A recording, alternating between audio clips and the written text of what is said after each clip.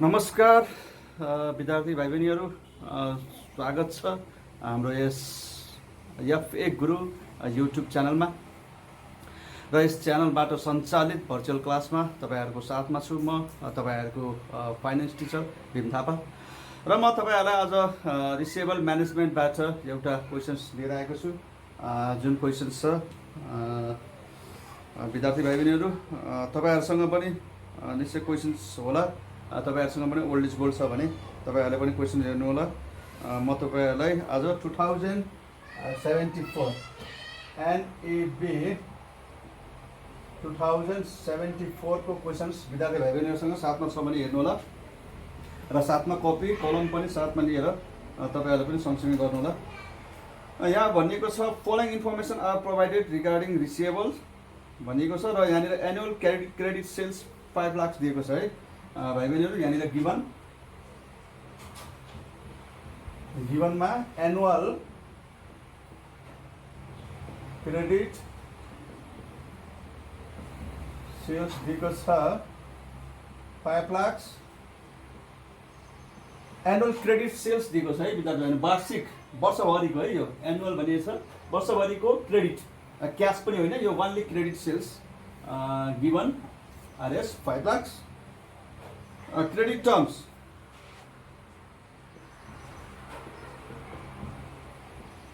Credit term 3/10 net 30। अब हामीलाई यहाँनिर हेरौँ त विद्यार्थी भाइ बहिनीहरु, क्रेडिट टर्म्स दिएको छ है 3/10 नेट 30। अब यसको अर्थ के हुन्छ, मिनिङ भने माथिको यो हाम्रो डिस्काउन्ट रेट हो, यो हाम्रो डिस्काउन्ट पिरियड हो है भाइ बहिनीहरु। यो डिस्काउन्ट पिरियड हो 10 डेज। यहाँनिर हामीलाई यो इन्फर्मेसन चाहिन्छ। डिस्काउन्ट पिरियड जसलाई मैले डिपी गरी डिनोट गरेँ हैन, सर्ट फर्म। यो छ 10 डेज है भाइ बहिनीहरु, 10 डेज। र यो हाम्रो 30 छ, यो हाम्रो क्रेडिट पिरियड जसलाई मैले सीपी ले डिनोट गरेँ, यो छ 30 डेज है भाइ बहिनीहरु, यो 30 डेज छ। यहाँनिर यो क्रेडिट टर्म्सको अर्थ के हुन्छ, यदि विदिन 10 डेजमा हाम्रो पेमेन्ट भयो भने 3% डिस्काउन्ट हुन्छ, अदरवाइज 30 डेज क्रेडिट पिरियड हो। र हामीलाई यहाँ डिस्काउन्ट पिरियड 10 डेज मैले डिपीले डिनोट गरेँ र क्रेडिट पिरियड सीपीले डिनोट गरेँ 30 डेज। त्यस्तै छ डिस्काउन्ट टेकिङ कस्टमर। अब डिस्काउन्ट टेकिङ कस्टमर छ 70 पेनहरु। यहाँनिर percentage of customer taking discount 70%। यदि हाम्रो यहाँनिर भनिएको छ विद्यार्थी भाइ बहिनीहरु विदिन 10 डेज भित्र यदि तिरियो भने 3% डिस्काउन्ट हुन्छ। र यो 10 डेज भित्र तिर्ने टोटल कस्टमर, होल कस्टमर मध्ये जम्मा 70% कस्टमरले मात्रै 10 दिनभित्र बुझाउँछ है। त्यसकारण भनेको छ percentage of customer taking discount 70% र percentage of customer non taking discount. ल विद्यार्थी भाइ बहिनीहरु, डिस्काउन्ट लिने 70% हो टोटल होल कस्टमरमा। 70% कस्टमर डिस्काउन्ट लिन्छ भने डिस्काउन्ट नलिने कस्टमर कति हो त भन्छ, टोटल कस्टमर त 100% हो। र 100% मा 70% कस्टमरले मात्रै डिस्काउन्ट लिन्छ भने बाँकी कति पर्सेन्टले लिन्छ त 30% ले डिस्काउन्ट लिँदैन है। 100 - 70 30%। डेज इन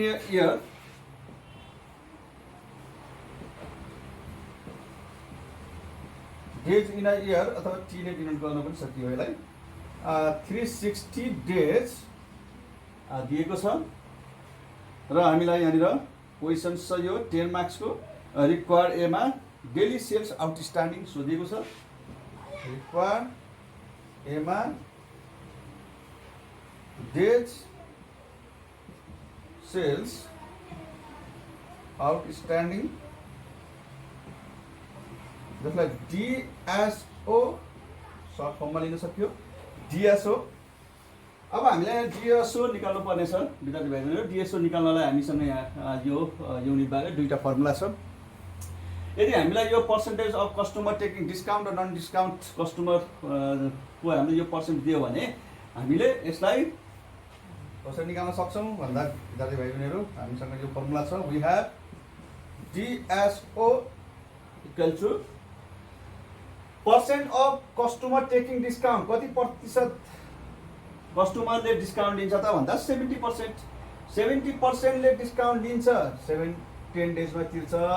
30% कस्टमरले के गर्छ त डिस्काउन्ट लिँदैन, त्यसको मतलब 30 डेजमा तिर्छ भनेपछि टोटल डिएसओ यसरी आउँछ। अब यहाँनिर हेरौँ percentage of customer taking discount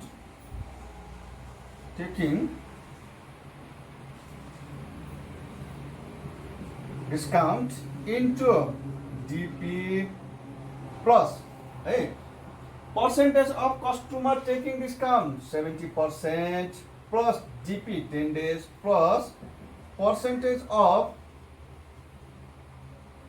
customer non taking discount into CP. अब हेरौँ विद्यार्थी भाइबहिनीहरु percentage of customer taking discount 70% छ।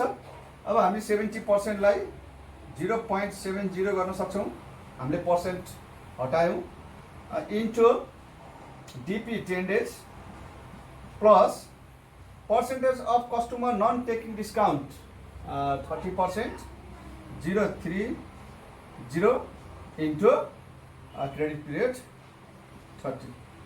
अब हेरौँ 7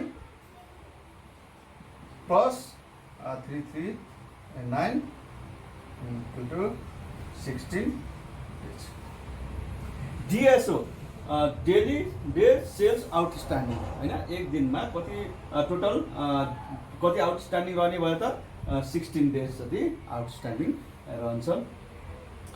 अब जान्छौँ हामी रिक्वायर बीमा एभरेज रिसिभेबल सोधेको छ।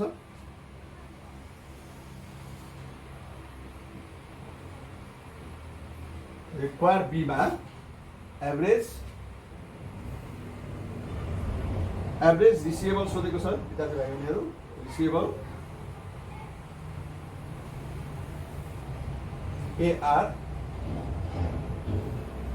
एभरेज रिसिभेबल सोधेको छ वाट। अब हामीलाई एभरेज रिसिभेबल 16 डेज जति आउटस्ट्यान्डिङ रहन्छ भनेको छ।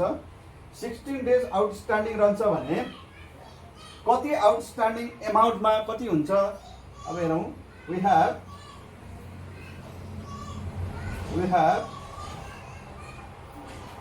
डेली क्रेडिट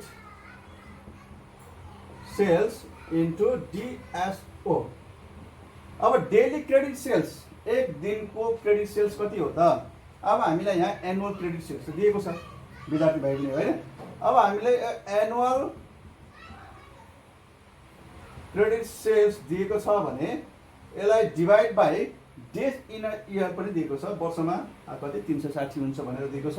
हामीले डेज इन अ इयर ले यसलाई डिभाइड गरौँ त के हुन्छ annual credit sales divide by days in इयरले डिभाइड गरिसकेपछि 1 डे को क्रेडिट सेल्स आउने भयो इन्टु डिएसओ 16 डेज छ। अब जाउँ एनुअल क्रेडिट सेल्स छ 5 lakh divide by days in a year 360 into 16। अब हामी क्यालकुलेटर युज गरौँ। डिएसओ 16 डेज छ र हाम्रो क्रेडिट सेल्स दिएको छ annual 5 lakh divide by 360 into 16 गर्दा आरएस 222.22 है 22,222 रुपिस हाम्रो के छ त एभरेज रिसिभेबल दिएको छ। अब हामी रिक्वायर सीमा जान्छौँ। रिक्वायर सीमा सोधेको छ। रिक्वायर सीमा एभरेज रिसिभेबल सोधेको छ if non discount customer pay on 20 days भनेको छ है। इफ यदि अब हाम्रो if non discount customer pay on 20 days, यहाँनिर के छ विद्यार्थी भाइ बहिनीहरू, यदि 70%ले डिस्काउन्ट टाइममा तिरे 10 days भित्र तिरे होइन, बाँकी रहेको 30%ले अघि हामीले 30 daysमा तिर्यौँ भनेर लियौँ। तर इफ यहाँनिर के भनेको छ, इफ क्रेडिट पिरियड सिपी है, इफ क्रेडिट पिरियड जुन सिपी 30 daysमा तिर्छ भनिएको थियो, त्यो ग्राहकले 20 daysमा तिर्ने छ भनेको छ है। 20 daysमा तिरेछ भने हाम्रो डिएसओ कति हुन्छ भनेको छ है। अब हामी जाउँ डिएसओ अहिलेकै यही सेम फर्मुला छ हामीसँग फर्मुला, तर हाम्रो यो क्रेडिट पिरियड अघि हाम्रो 30 थियो भने अब हामीलाई के सोधेको छ त भन्दा इफ क्रेडिट पिरियड यदि क्रेडिट पिरियड सिपी 20 days हो भने अब हाम्रो डिएसओ कति हो त भने अब हामी 30 को ठाउँमा 20 राख्न सक्छौँ। अब जाउँ त 70 into 10 plus 0.30 into 20, अब यो 30 थियो, अब 30 को ठाउँमा हामी कति राख्न सक्छौँ, 20 राख्न सक्छौँ। 7 plus 3 to 6 13 days के त डिएसओ आयो। यदि हाम्रो विदिन 30 days क्रेडिट पिरियड थियो र अब हामीले त्यसलाई यदि कस्टमरले 20 daysमा पे गर्छ भने अब हाम्रो डिएसओ के हुन्छ, घटेर आउँछ। र यस्तो बेलामा अब एकाउन्ट रिसिभेबल कति हुन्छ त, अब हाम्रो एकाउन्ट रिसिभेबल पनि फरक पर्न सक्छ। एनुअल क्रेडिट सेल्स अथवा daily credit sales 5 lakhs divide by 360 into 13 days, अब हाम्रो एकाउन्ट रिसिभेबल पनि कमी आउँछ। 5 lakhs divided by 360 into 13 RS 18,055.56 है, यति आउने भयो। यदि हाम्रो क्रेडिट पिरियड 20 days हो भने अब हाम्रो डिएसओ 13 days आउने भयो, घट्छ र हाम्रो रिसिभेबल्स एकाउन्ट रिसिभेबल पनि के हुन्छ, घट्छ।